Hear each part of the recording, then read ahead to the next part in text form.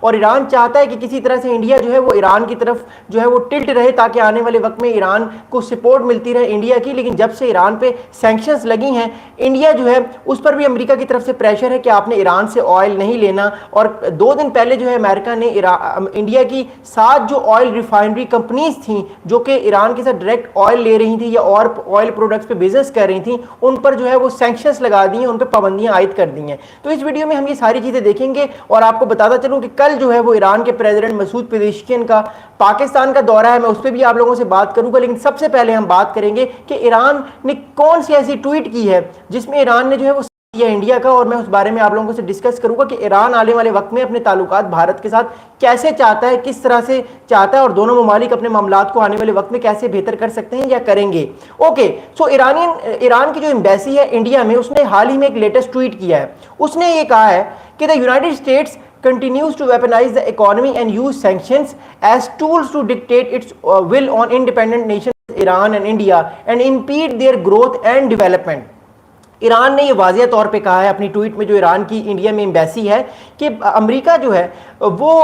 بہت سارے ممالک پہ جو ہے وہ بدماشی کرتا ہے, سینکشنز لگاتا ہے, پابندیاں لگاتا ہے, جیسے کہ ایران اور انڈیا میں, تاکہ ان ممالک کی جو ہے وہ گروتھ رکے. اب ایران بیسیکلی ڈپلومیٹکلی بھارت کو اپنے ساتھ ملانے کی کوشش کر رہا ہے تاکہ بھارت بھی ایران کے ساتھ کھڑا ہو, لیکن ہمیں پتہ ہے کہ بھارت اس ٹائم ایران کے ساتھ نہیں کھڑا ہوا. لیکن اس کے باوجود ایران کہیں نہ کہیں ڈپلومیٹکلی بیک چینل یہ کوشش کر رہا ہے کسی طرح جو انڈیا ہے وہ ساتھ دے ایران کا, تاکہ آنے والے وقت میں ایران کے اوپر سے سینکشنز بھی ہٹیں اور انڈیا ایک اور میڈییشن رول کر سکتا ہے. میں آپ کو بتاؤں انڈیا کے تعلقات اس ٹائم اسرائیل سے بہت بہتر ہیں. ایران یہ چاہتا ہے کسی طرح کہ انڈیا جو ہے وہ اسرائیل کو سمجھائے کہ خطے میں اسرائیل ایران کے جو ہے وہ انٹرسٹ کا خیال رکھے. یہ بڑی انٹرسٹنگ بات ہے کہ انڈیا اسرائیل اور ایران کے درمیان میڈییشن بھی کروا سکتا ہے. انڈیا کے تعلقات دونوں ملکوں سے بہت ہی اچھے ہیں, اس بات میں تھوڑی دیر بعد آؤں گا. لیکن فی الحال جو یہ ٹویٹ کی گئی ہے ایران کی ایمبیسی کی جانب سے, اس میں ایران نے ایک طرح سے میسج دیا ہے کہ جس طرح امریکہ نے ایران پہ پابندیاں لگائی ہوئی ہیں اسی طرح امریکہ نے انڈیا پہ بھی پابندیاں لگائی ہوئی ہیں. اس لیے ایران اور انڈیا ایک دوسرے کے دوست ہیں اور یہ امریکہ کے اگینسٹ کھڑے ہوئے ہیں.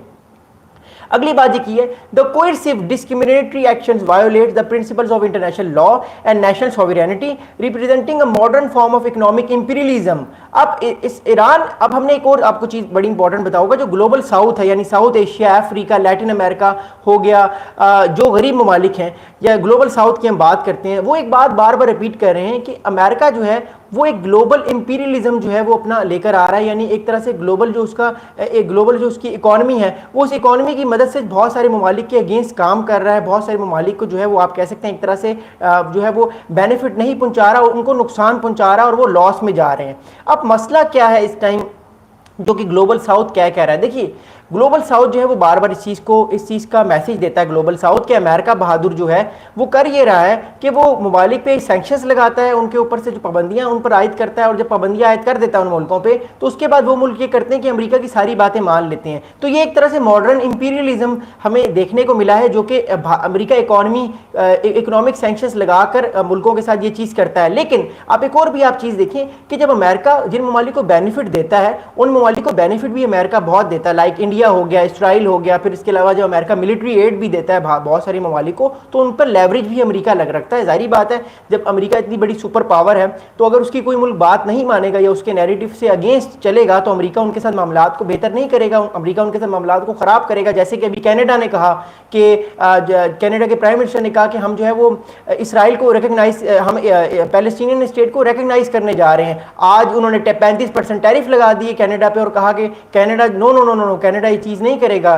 پیلسٹینین اسٹیٹ کو وہ ریکگنائز نہیں کرے گا. تو امریکہ کی بات اگر کوئی ملک نہیں مانتا تو امریکہ پھر اس پہ سینکشنز لگا دیتا ہے اور گلوبل پاورز ایسے ہی ریئیکٹ کرتی ہیں اگر ان کی بات نہ مانی جائے تو. اب ایران جو ہے وہ بیسیکلی اس ٹائم کیا چاہ رہا ہے میں آپ کو بتاتا ہوں. دیکھیے ایران اس ٹائم پھنسا ہوا ہے. ایک طرف سے تو امریکہ پاکستان کے تھرو ایران پہ پریشر ڈال رہا ہے کہ آپ نیوکلیر پاور نہ بنے, دوسری طرف ایران پہ سینکشنز لگی ہوئی ہیں, وہ اپنا آئل نہیں صحیح طریقے سے بیچ سکتا, جو تھوڑا بہت وہ بیچ رہا ہے وہ بھی امریکہ کوشش کر رہا ہے کہ وہ بھی ختم کر دے. اس کے علاوہ جو ایران پہ پریشر ہے اس ٹائم ٹھیک ٹھاک سخت پریشر ہے, وہ پریشر یہ ہے ایران پہ کہ ایران اس ٹائم جو ہے وہ کوشش کر رہا ہے کسی طرح جو ہے وہ انڈیا کے ساتھ تعلقات کو اور